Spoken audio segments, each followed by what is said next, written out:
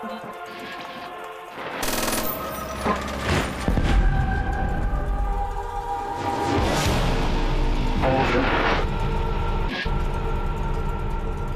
of Duty World at War isn't just a video game, it's an experience. The violence is brutally realistic, the atmosphere is bleak, and the story is a gripping retelling of what both war fronts had to endure.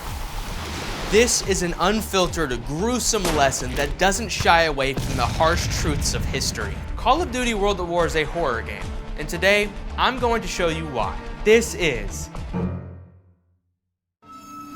World at War opens with a gut punch. We watch in horror as a fellow soldier is tortured and then executed. The opening sequence is a message to the player. The gloves are off, expect the unexpected, and get ready to not only watch, but actively experience humanity at one of its lowest points. With that being said, let's talk about war crimes.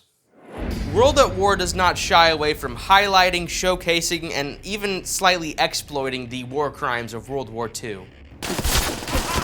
And while it doesn't really scratch the surface of the real atrocities committed, it's enough, and I think it rides the fine line of what you should be playing in a video game versus historical accuracy really well. There are some things that just don't need to be playable. And yes, for my history buffs out there, I know the Geneva Conventions were not put into place until 1949 in the aftermath of World War II, but it's still fun to go take a stroll back yonder and see what would be considered a war crime today. And the Hague Conventions were put into place before World War I in the early 1900s, so they had a bit of an outline of what a war crime would be, but it was more of like a code or a guideline, like fucking Pirates of the Caribbean. Something that's really fascinating is that both of our main playable characters open during a war crime. Private Miller is witnessing and almost becomes victim to torture and execution, and Private Petrenko survives a mass execution in a fountain. Both sides of the story begin with a little bit of luck, showing us the truly unforgiving aspects of war and the unfairness of life itself. If Roebuck and his crew were 10 seconds earlier, Private Pyle would have lived.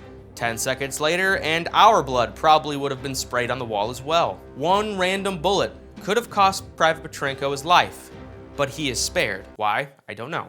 Well, so the story continues, but in a real life scenario, I don't know. That's one of the mysteries of life, as they say. In fact, there are so many times throughout the campaign that Petrenko almost dies, and he is saved by Reznov, to the point where Reznov even comments on it himself. Once again, you cheat death. They flooded their own metro in an effort to kill us, Dmitri.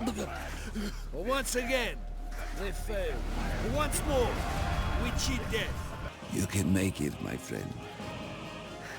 You always survive.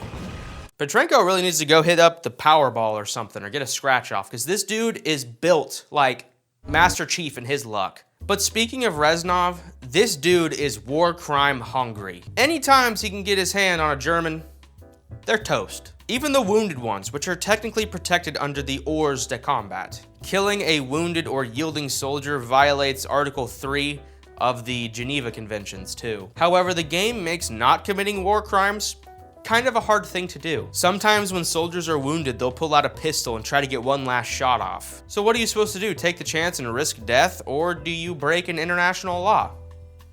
I made my choice. Specifically, in Hard Landing, you go inside a bunker and find a mortally wounded Japanese soldier. This dude just has the most severe tummy ache known to man. But just a couple feet away is a pistol, and that man is reaching for it like his life depends on it, because it kind of does. And you can watch him literally struggle and try to get it, but eventually, if you sit there long enough and wait, he will grab it and start shooting you. While yes, he's mortally wounded and is probably gonna die anyways, he's still going for that damn pistol. So how do you decipher on whether or not someone is yielding or not? Because a lot of the times they fake it, like at the very end, and we'll get into that, but they fake a lot of yields. That shit's illegal. World at War is eat or be eaten. All dogs may go to heaven, but it's the top dog that lives. I don't know what that means. At the beginning of Their Land, Their Blood, we are given a morality test by Reznov. Multiple wounded soldiers lay on the ground. Reznov gets upset that they haven't been taken out yet. So he gives you the gun to make the decision. Me? Turn up! I am not hearing gunshots. There is no point, Sergeant. They are already bleeding to death. Then maybe our friend will help them bleed faster. Do you commit war crimes and execute these soldiers on the ground, or do you let them slowly bleed out? These men are clearly suffering, and one bullet to the head could be considered a mercy kill to some, like a racing horse when it breaks its leg. It was a fucking horse! But to others, it's immoral and illegal, and Chernov is not a fan of it, actually.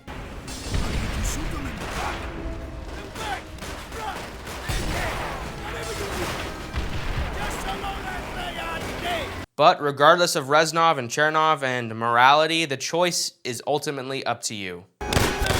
What's so great is that your choices between good and evil change some of the dialogue, so your choices have some weight to them, and it's not just a little gimmick thing. The second choice in this morality system is sparing or killing these soldiers. The first is in Vendetta, when Reznov tells you that the soldiers on the front lines are pretty much screwed. Hold fire! We are too close to our goal to reveal our position. There is nothing we can do for our comrades. Their sacrifice will not go unavenged. If you listen to him and you don't draw all the fire, Reznov will recognize their sacrifice as heroes. Draw the fire and try to help and save the soldiers, and Reznov will title you idiot, and then the soldiers will die anyways.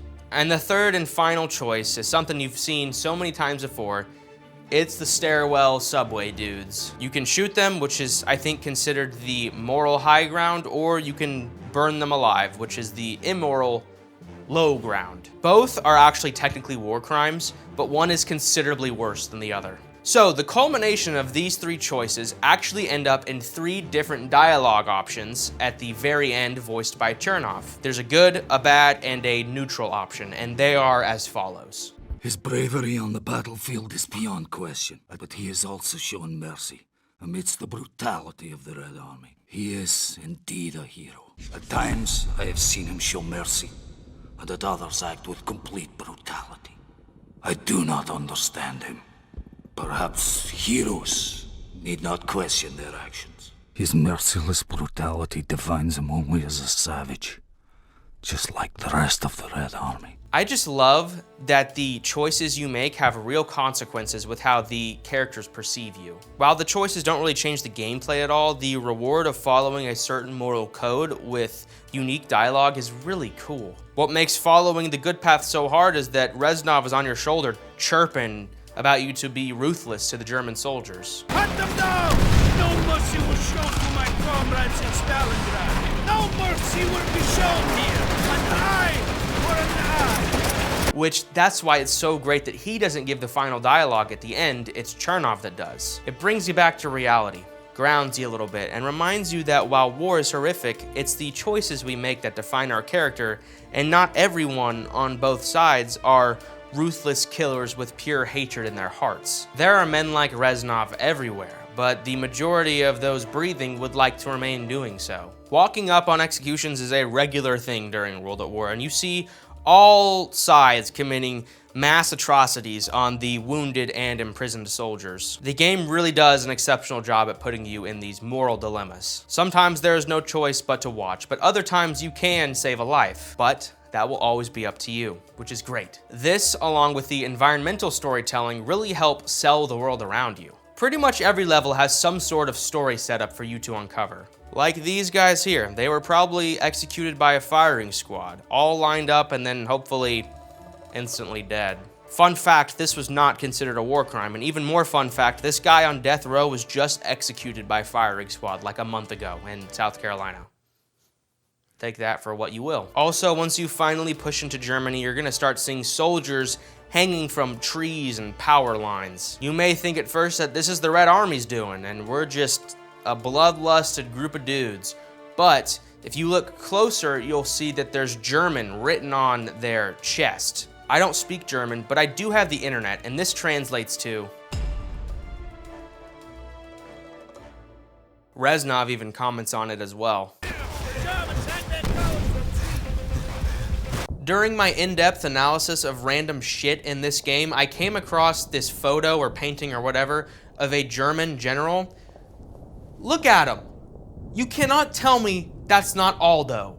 It's literally his twin. I did a double take ×4 on this one. It's literally Aldo. Yo, where were you stationed? Pronounced. That's not I even. told you this. That's not even a real fucking Oh, place. yeah, Fucking it is. Aldo. You're a stolen valor. No. Anyways, war crimes are an extremely ugly truth, and forcing players to not only watch but actively participate in them is pretty crazy. While the line of morality is very much so blurred and subjective, there is one definitive truth in World at War. The combat is absolutely brutal. What's this getting?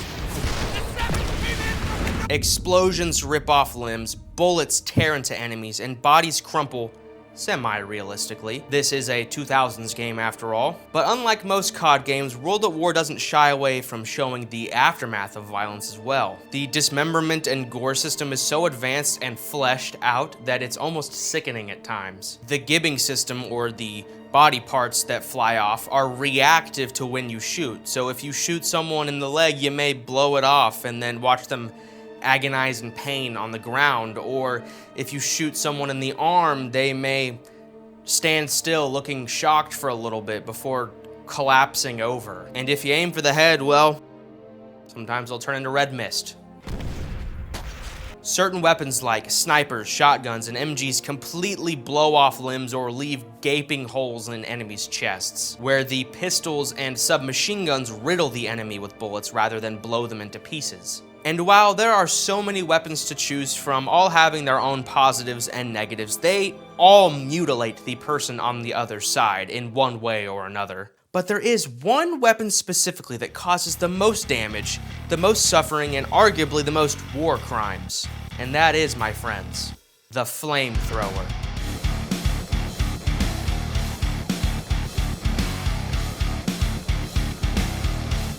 During World War II, flamethrowers were used for cleaning out areas, surprise attacks, and obviously setting things ablaze. Shout out to Germany's scorched earth policy. However, using a flamethrower was incredibly risky due to the weight, limited fuel, short range, and most importantly, the visibility. Most flamethrower operators were easy targets because they had to be out in the open to cause the most damage. In Iwo Jima, the flamethrower units had a 92% all-casualty rate during World War II, and the average lifespan of a flamethrower operator was only 10 minutes. While today we consider flamethrowers to be an inhumane way of disposing of someone, they were actually considered a mercy kill during World War II. The effects of flamethrowers were grossly miscategorized by first-hand accounts that claimed deaths by flame were quick and painless, which is absolutely insane. As a result, the other effects such as carbon monoxide poisoning, hypoxia, and self-inflicted burns were completely absent from any and all reports. It wasn't until several years later, where the United States ran official tests, that we came to a true understanding of how devastating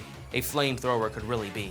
Before you even get to touch a flamethrower in World at War, you get to witness the effects of it firsthand. The large, engulfing flame that swallows everything it touches. There is no discrimination to where the flames will spread. And the way you get your hands on your first flamethrower is when the next one becomes available. The flamethrower has unlimited ammo, but with a cooldown time, so you have a good 4 to 5 seconds of constant blast power. The flames come out so fast that using it for about a second completely disorients and blocks your field of vision. All you see are bodies flailing around as they char and scream. It's pretty horrific. What's great storytelling with the flamethrower is that after the first mission, you get to pick up a flamethrower and use it. The very next mission, a flamethrower is used on you in the exact same way, by shooting through a building and trying to burn you out. And it's such a great way of showing you the true force and punch a flamethrower packs. Now you've experienced both sides of it. And yeah, it's so much fun to use. I mean, there's a reason it's on so many levels. Catching things on fire will never not be fun in a game or real life. But at a certain point, if you're staring down the hot barrel of a flamethrower, you have to react fast and intelligently. When things became desperate, Japanese soldiers would resort to a bonsai charge, which essentially translates to a $ suicide attack. It's pretty much a last-ditch effort to eliminate their target by sprinting at them and trying to stab them with the end of their bayonet. If you're caught with your pants down, you'll be put into a quick-time event where you're either gonna sink or swim. These attacks create a lot of urgency and fear, especially during the trench sections or tight jungle paths. We'll get more into level design later, but the surprise attacks are frequent and fast. You'll eventually become kind of numb to it as you progress through, but those first few bonsai charges, You won't forget. It's like your first beer. Japanese soldiers would rather die trying to kill you than surrender and get captured. What's really tragic is that the Imperial Japanese actually romanticized the idea of a $sign suicide attack. The government was impressed with how samurais were trained to take their own lives when they were humiliated. In turn, they taught soldiers that it was a greater humiliation to surrender than die. Death was considered a duty for soldiers, while war itself was some sort of purifying ritual. Fun fact, during the Battle of Iwo Jima, the Japanese general Tadamichi Kuribayashi actually forbade his troops from the Banzai attacks, believing it was a waste of lives, which was probably a good decision. While the charges are an extremely effective device in a video game, in real life, it led to a lot of death. And to be honest, they are quite easy targets. Not only do they scream as loud as possible when running at you, which alerts you to their direction, but they don't come out shooting. I understand that yes, it's kind of a last-ditch effort, but for the ones that are hiding in the grasses or around corners, I think there's a better play here, Cotton. What's super interesting is that the level formula is the exact same on both fronts. Every level, Soviet or American, goes from close quarters, tight areas to wide open ones. You'll go through a trench and then come out into an open field, or enter a large street and then make your way through a courtyard. The carnage inflicted to the urban environment of Stalingrad and Berlin are devastating. Homes are crumpled to the ground, buildings are burning, and everything is sacked. Anything and everything caught in the crossfire of tanks, flamethrowers, or even bullets are completely destroyed. There is so much hatred, so much passion to terminate the Reich from Reznov and the crew that you can't help but watch and sometimes even participate. It's like the soil itself is the enemy, and not even that will be shown mercy. Beautiful farmlands and trees are also victims of the war. At the start of Their Land, Their Blood, you walk out of a destroyed house to a great view of farmland and trees. However, Germans are hiding in the crops and Reznov is not having it. Burn them, he says. Burn them all. Game of Thrones style. Burn them all. You don't have to participate in this specific instance, but the outcome remains the same. It all goes up in flames. The jungles of the Pacific are also a really scary place to be. Sometimes you'll be wading through murky water surrounded by limp trees and green foliage. The roots look like fingers dipping into the water on hard landing. Other times the path will be carved out by the moonlight with dark bushes silhouetting whatever lurks deep within the night. The long leaves from the trees droop down onto some of the paths, making it hard to see in front of you. Lack of vision is something you can't afford, especially with the amount of ambushes and booby traps you're gonna have to go through. The tighter areas are ripe for booby traps. That sentence sounds really bad. Anyways, the first trap you see is on Simplify when this soldier runs up to some sort of statue. He is then hung by his feet, exploded into pieces, and then an ambush attacks us. This is the first small jungle area we've been to, and not 5 steps in, we're getting ambushed. Once again, this is another message to the player saying, hey, even when the music gets quiet and things seem calm, always be on your toes, because you never know what's coming real soon. Most of the time, the traps are accompanied by an ambush, like a nice, quick 1-2 punch to catch you off guard. And then after this first trap that we just experienced, there's another ambush not even 20 seconds later. What's ironic about the quote-unquote open jungle sections is that you're still deep within. The playable area just opens up, but there's still a boundary of brush and bushes that will stop you. In reality, there are no open jungle sections. It's just a wider version of something you've already gone through before. The trenches and bunker sections are always a hectic time to go through. You're getting shot from trees, sideways, behind. There is never a moment of peace. The trenches are probably the smallest area that you'll fight in throughout this game, and the dimensionality of them just makes them insufferable to get through. There are even some moments where you're gonna find yourself in a dirty place on your hands and knees. Don't make that gay. That's why most of the time you're gonna get a flamethrower, and that makes it easier. Same with the convenient explosive barrels, sandbags for cover, and smoke grenade spam. It's really hard to complain about the level design itself. Just because you notice a pattern or a formula doesn't make it innately bad. The execution of the formula is fantastic, and that's enough for me. Especially when you fill it out with such thoughtful, enticing, and scary scenery. But what elevates all of it further is the sound design and music. The range of tracks we get in World at War are fantastic, from the triumphant military horns to the light percussive drums to the bassy droning tracks. Each front and level has a distinct sound to it. The music impacts the vibes and the overall atmosphere of this game so much that you can literally change how a level feels based on what track is playing. When you're getting ready to storm the beach with the boys and you're in the boat, it's a very cliche military horn score, and then things start exploding around you, something's going awry, and it changes to this dark, hopeless sound. And in a literal split second, you've changed the entire vibe of this opening sequence. At the end, when you're storming Berlin and you're about to plant the flag, the score is incredible. We're on the brink of winning. We're about to finish what we've started. And the score lets you feel that epicness. Also, when you're storming the Reichstag and you make it to this theater, you hear chanting and it's very ominous and scary. It really adds to the fear and mysteriousness surrounding the German army. The music can also be quiet and percussive, like when you're walking through the tight jungles and you're hearing the locusts and all the insects going off. It's all very calm, but very unsettling at the same time. The music is all over the place, like I've just described, but in the best way possible. Background noise often includes unsettling screams, gunfire, and explosions, making it feel like war is always happening around you. Japanese soldiers yell before charging, wounded soldiers cry out in pain, and Reznov's intense speeches make everything feel more desperate and important. So what do you get when you combine all the sounds together? A chaotic mess. The literal volume of each of the sound categories can be turned up to your liking, which is great. But by default, they're all cranked up to the max, and you can feel it. Every set piece, kill box, ambush, it's all so damn loud in this game.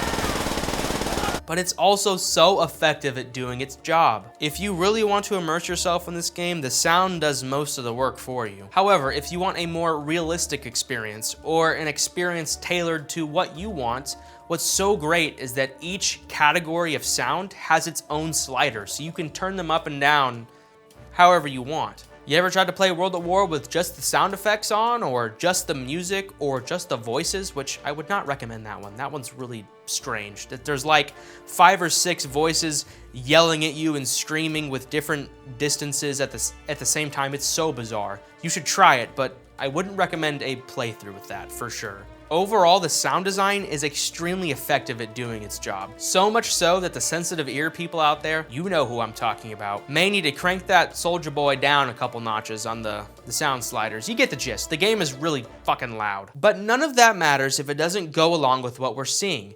The color palette and lighting really give World at War that extra oomph. The color palette of World at War is extremely grim and oppressive. The game leans heavily into a desaturated, muted look that reinforces its themes of brutality and war-torn devastation. It also came out like 20 years ago, so all of this may be cope. Across the campaign, different environments employ unique color schemes, but they all maintain a cohesive, bleak aesthetic. The Pacific is mostly brown, green, and blue, while the Eastern Front is gray.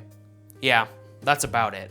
Just gray. No, it has some green here and there, but once you get through Stalingrad and into Berlin, it's all gray with a couple of fields sprinkled in. Obviously, all media that revolves around World War II has that war look. I mean, you ever heard of Band of Brothers? Enemy at the Gates? This was a time where war content was being churned out like clockwork. This color palette is like the OG version of the Netflix Mexico filter. The colors are washed and pretty ugly to look at, but it has like a gritty charm to it.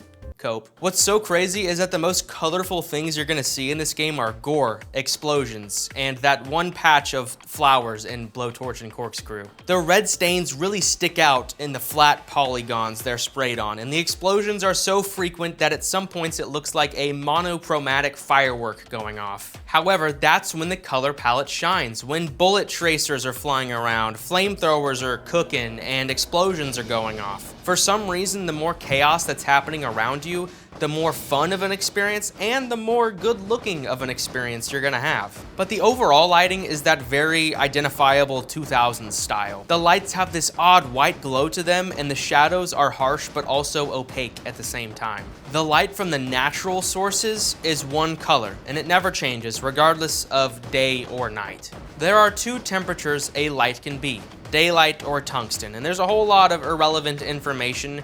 So for this instance, I'll give you the spark notes. Basically, daylight is a white, cooler tone, whereas tungsten is a warmer, oranger tone. You'd think that a game like World War II would use a lot of orangier, warmer tones, right? Wrong. No, you're wrong. It's always daylight. The light is white, coming from the sun and the moon. Similar to the color palette though, the lighting also has a great supporting cast of sources to help it out. Fire, light posts, smoke grenades, fog, haze, pretty much everything that puts off light or disrupts it helps out the way this game looks. It's like they got all the little details down and then just slapped on a big white light to enhance everything, which it doesn't. It de-hances it, if that's a word. The atmosphere and vibes of World at War are all over the place, and the combination of everything together somehow births something intelligible. But what glues all of the aspects into one cohesive piece of art is a great story,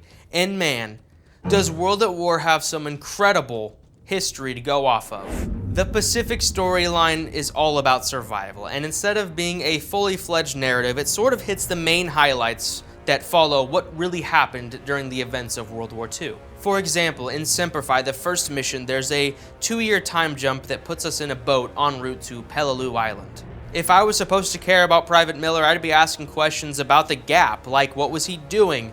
What did he experience? Was there any war crimes that I missed out on? But we're not asking any of those questions. This game isn't focused on your in-game character or the development of that character. Its focus is on the soldiers around you and you.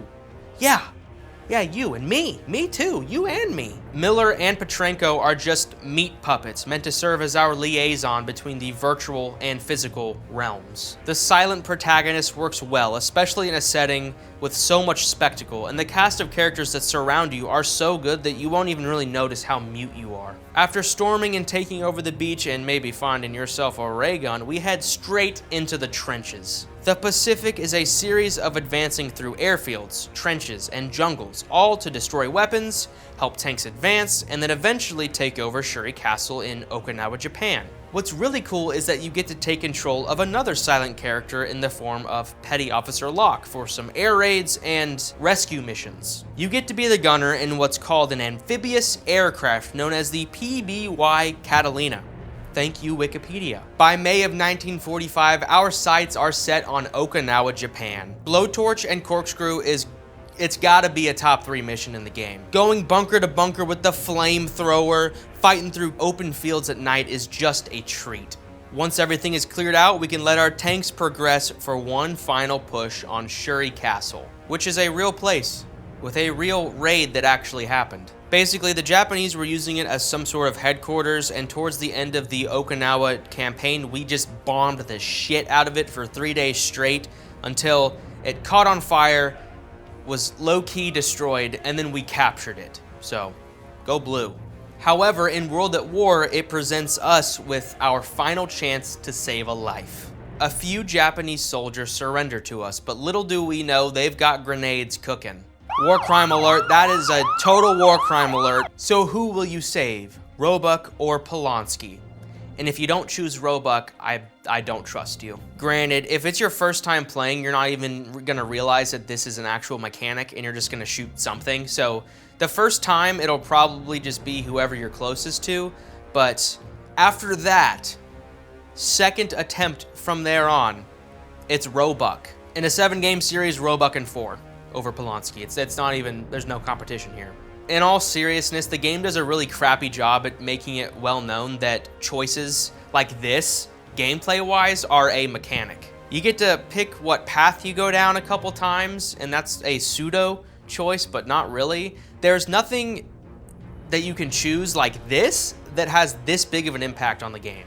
Getting to choose the fate of one of the main characters on a whim is crazy. Take it for what you will, In my opinion, it's kind of cheap and it's just a shock value thing to wrap up the campaign, the American campaign. It's pretty effective in doing its job, but like I said, it just feels a little bit cheap. After you take the castle, regardless of who lives or who dies, Roebuck gives this final quote. Everything that was asked of us, we've done. Every night we lay in a filthy foxhole praying the enemy won't slit our throats. Every day was spent crawling through the mud and the dirt while bullets whistle all around. This is the enemy's last stand. When we take Shuri Castle, we go home. All of us. While this may be the end of our story here, there may be a soldier out there who is just beginning his. Taking Shuri Castle and watching someone die that we've gone through hell with is upsetting, and Roebuck lets you know that from his tone of voice. The ending isn't happy. It's more of like a sigh of relief, or reflection. Was the cost of taking Shuri Castle, or storming the beaches, or running through trenches worth all the lives it cost? Well, that's the question, and that's the one question that never really has an answer. Capturing Shuri Castle was a huge milestone in World War II, and it marks our conclusion in the Pacific Theater in World at War. As for the Eastern Front, this is a campaign about passion, hatred, and revenge. Reznov carries this game on his back. He eats the rations and leaves no crumbs for the POWs. My God, is he good. I mean, you cast a powerhouse actor like Gary Oldman and just let him cook. And they did. They just let him cook. Also, just real quick, shout out to Kiefer Sutherland for his voice acting for Roebuck. It's also very good. He is just outshined, obviously. But they both do an incredible job. After you wake up in the death fountain, Reznov doesn't save you. He uses you. He tells you about his plot and all of his sneaky business and makes you the trigger man because of his wounded hand. Complete manipulation. He's got a vendetta against the German general Heinrich Amsel, who was responsible for our little fountain predicament, along with tons and tons of war crimes across all of the motherland. I did some digging to see if I could figure out if this was like a real guy or if he was based on a real guy, but I couldn't. There's no counterpart to Heinrich Amsel. However, what I did find is that he shares the same character model with Edward Richtofen. Super weird. I don't know why. Eventually, we track him down, lead our troops to slaughter for a distraction, and then snipe his ass before he gets to leave. After the tank shell and a bit of sprinting, we jump into a river. And this river is a real one. Yes, rivers are real. No, what I mean is that this is called the Volga, and it's actually, I guess, the longest river in Europe. The more you know. 3 years later, we begin once again as a captured prisoner where Reznov and the gang come and save us. How does Petrenko keep getting himself into these horrific instances? Like, there's gotta be a limit, right? Anyways, we continue to push through farmland until we find ourselves at an enemy camp that we destroy and take over. Reznov gives us a wonderful speech that rallies all the troops, and then we get some tank action. This is our final push to rid the Reich out of the motherland and take the combat to their country. Once we get on their soil, we push through until we find a German U-Bahn station, but instead of taking this one over and destroying it, they destroy it for us because instead of us getting all their knowledge and information and secret formulas or whatever shit they got going on down there, they would rather destroy everything, including us. So they flood the entire sewer system. Now, for like the millionth time, Reznov drags you out of the sewer and saves your life once again, and then gets really mad at Chernov. We regroup with the rest of the Allied soldiers and start our final wave against the Reichstag. See, I don't want to say it like Reichstag. The Reichstag. Am I supposed to pronounce it correctly, like an asshole, or do I just pronounce it the American way? I don't know. The Reichstag today is a historic building. Like, it's a real place that you can go and visit, but back in the old day during World War II, for about a decade, it was essentially the Nazi White House. Anyways, we get to the stairwell and we're about to get ourselves inside, and then Chernov gets turned into Burnov. That was terrible. He gets burned up pretty bad. We kind of say our quick goodbyes and we keep pushing on. There is a mission here, and Chernov's death, which we're going to talk about in a second, is irrelevant. We finally make our way onto the roof. The scores blast and artillery is barraging. I don't even know if that's a word. The artillery is going crazy, and we are making our final way to plant that damn flag and cut down the German one.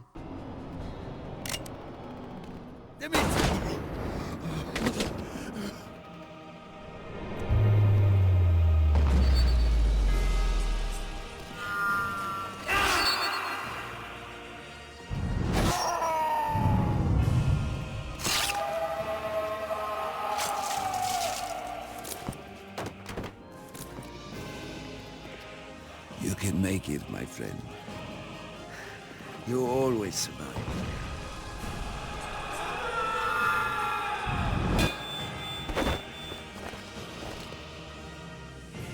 The honor should be yours.